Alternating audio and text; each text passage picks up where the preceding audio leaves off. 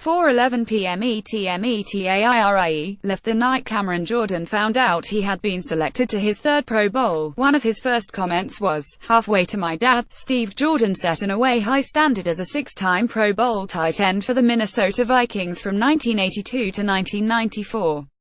But on Sunday, he'll be the proud papa who is probably apologizing to fans around him in Minnesota's U.S. Bank Stadium for the way his 6'4", 287-pound son is wreaking havoc on his former team. Cam has been a great player in the NFL for a while now, but he went into monster mode for the New Orleans Saints this season, being named a first-team All-Pro for the first time with 13 sacks and 11 to 12 pass defenses. He reached yet another level in last week's 31-26 wild-card win over the Carolina Panthers, in which he secured the victory by manhandling two blockers in the final minute and forcing an intentional grounding penalty by Cam Newton. Cam Jordan not only is an All-Pro but also has a personality, said his father, former Vikings Pro Bowl tight end Steve Jordan. Chris Graven, Getty Images: "I'm thrilled for him," Steve said. "My wife and I always pray for our kids, and as a parent you just want your kids in a position where they can flourish.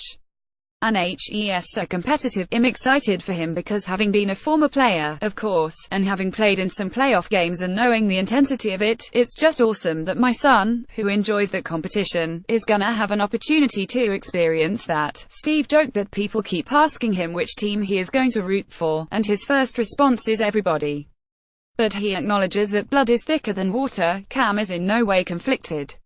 "I want to destroy them just the same," Cam said. "There's gonna be an offensive lineman I want to destroy. There's gonna be a running back I want to destroy. There's gonna be a quarterback that I have to destroy." Cam only vaguely remembers growing up in Minnesota until the age of 6, when his dad retired and the family moved to Arizona. "I like to say, I was born in Minnesota, but my first kiss was in Arizona," Cam said.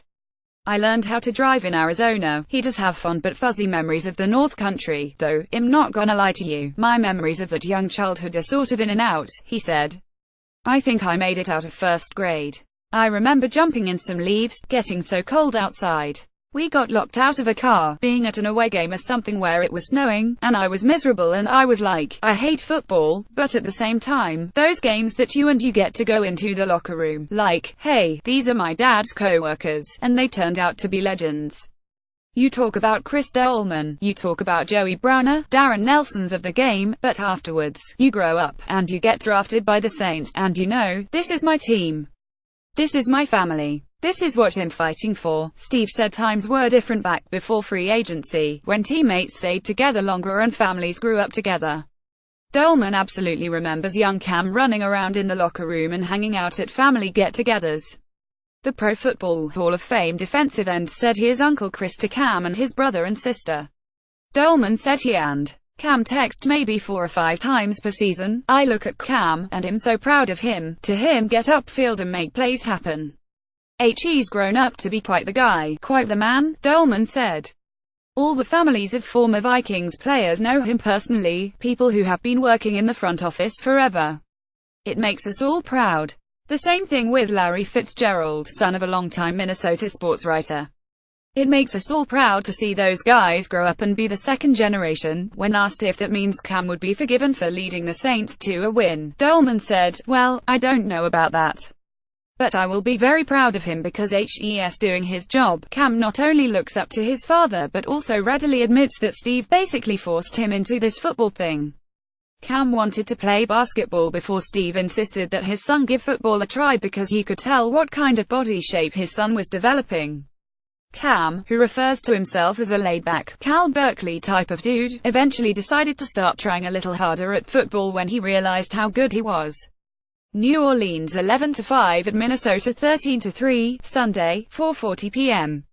ET. Fox. Saints, Vikings changed since Week 1. Peyton's dance moves become a hit. Vikings to face a different Kamara. How virtual reps transformed Keenum. Big question for every playoff team. Ranking clearest paths to Super Bowl playoffs schedule. Divisional matchups. Insider predictions through Super Bowl. How to bet New Orleans, Minnesota, but the personality hasn't taken a backseat.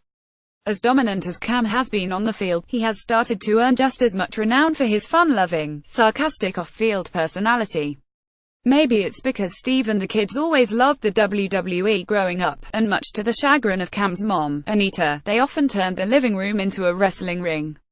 Cam, who has never been shy about providing possible bulletin board material for the opponent, commonly refers to offensive linemen as speed bumps. He took his longtime war of words with Newton to a new level this week when he sent the quarterback a bottle of Jordan brand wine to thank him for the Saints' 3-game sweep of Carolina this season. "I got a good chuckle out of it.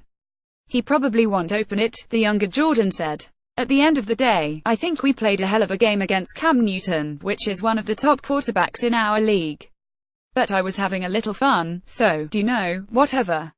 There's a lot of people who don't want people to smile these days. PC stuff." Steve said his son has a personality. "Needless to say, I was pretty jovial and could get goofy on occasion and that sort of the thing.